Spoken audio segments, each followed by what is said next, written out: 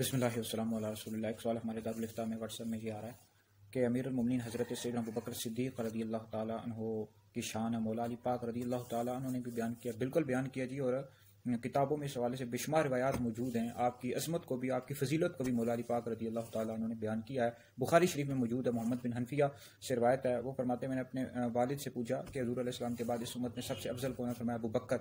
پھر پوچھا کون ہے؟ تو فرمایا حضرت عمر۔ تو بہرحال مولا علی پاک رضی اللہ تعالیٰ عنہ نے حضرت سیدنا ابوبکر صدیق رضی اللہ تعالیٰ عنہ کی فضیلت کو بیان کیا کہ حضور علیہ السلام کے بعد سب سے افضل اس امت میں ابوبکر صدیق رضی اللہ تعالیٰ عنہ ہے۔ پھر اس طرح ایک اور بات میں آتا ہے کہ مولا علی پاک رضی اللہ تعالیٰ عنہ فرماتے ہیں کہ ابوبکر صدیق رضی اللہ تعالیٰ عنہ 4 باتوں میں مجھ پر سبقت لے گئے۔ فرمایا کہ اسلام کو ظاہر کیا، اور فرمایا کہ مجھ سے پہلے ہجرت کی، اور نبی کریم علیہ السلام کے یار غار بھی ہوئے، اور نماز قائم کی۔